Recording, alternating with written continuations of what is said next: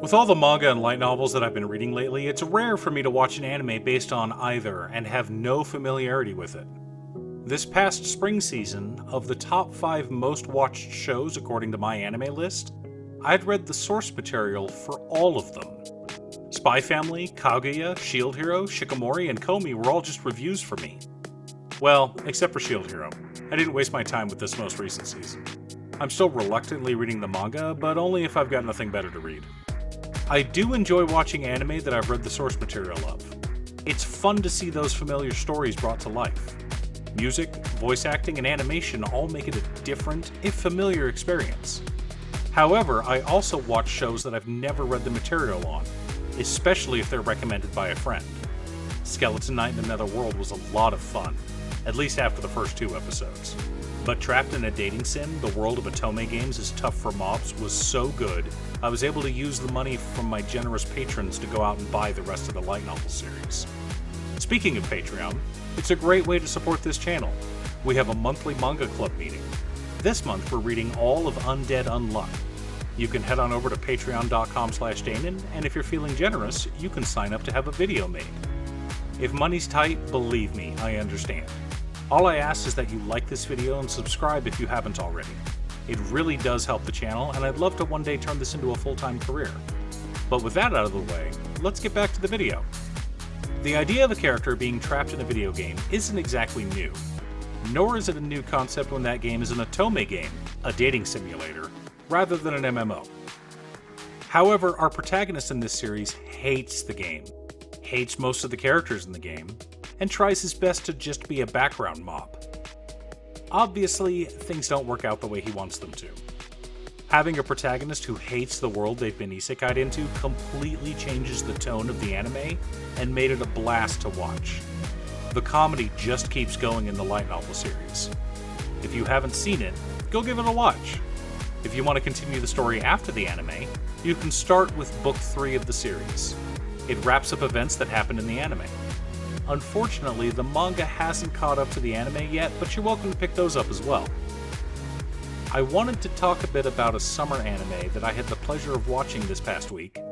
My isekai life, I gained a second character class and became the strongest sage in the world. Yuji Sano was an overworked salaryman who wound up getting isekai'd into a fantasy realm. He awoke with the class Summoner and tames an army of slimes. The slimes lead him into a dilapidated shack full of grimoires. He discovers that as the slimes are reading the ancient tomes, he is learning the magic inside them. This soon unlocks a second class, Sage, which you could probably guess from the title. He then figures out how to use his slimes, who he has a psychic connection to and communicates with, as focal points for his spells. In other words, he doesn't have to be near an enemy to cast a spell on them. From the rooftop inside of town, he's able to unleash powerful magic and destroy an army of attacking monsters. Okay, so it sounds like a pretty bog-standard isekai, right? Overworked salaryman gets isekai'd, finds out he's got magic powers, becomes uber powerful, etc. But 2 things have made this series interesting. First of all, we don't get info dumped into Yuji's backstory right off the bat. Instead, we've been getting pieces of it here and there as the series progresses. After the first episode, I thought we'd go back in time and get a bit of backstory, but that hasn't happened as of yet. The second thing is that Yuji is very depressed for an anime protagonist. But through the clips of his story, you begin to see why. Yuji was constantly being forced to do the work of his coworkers. The reward for a job well done is more work after all. Yuji felt he had no way to escape the pressure. He was working all the time, and there seemed no end in sight. And now that he's in a new world, he is trying to avoid responsibility. However, he knows that he has the power, and he can use it to help people. But if people find out how strong he is, the work will pile up again. So he's in this cycle of wanting to help, but also wanting to avoid attention. But the real treat in this anime are the slimes. Every single one of them is unique. They all have distinctive appearances, voices, and personalities. They're absolutely delightful and the main reason to watch this show. He's also got a wolf companion and a dryad who have joined him. We haven't yet seen how that happened, but we have seen a bit of the dryad's backstory. With the dryad being able to help the slimes travel through the trees, they're able to sneak behind enemies and ambush them. I've really been enjoying this anime. I love the dichotomy between the depressed, reluctant hero in Yuji and his crew of hyper-cheerful and supportive slimes. Go give it a watch.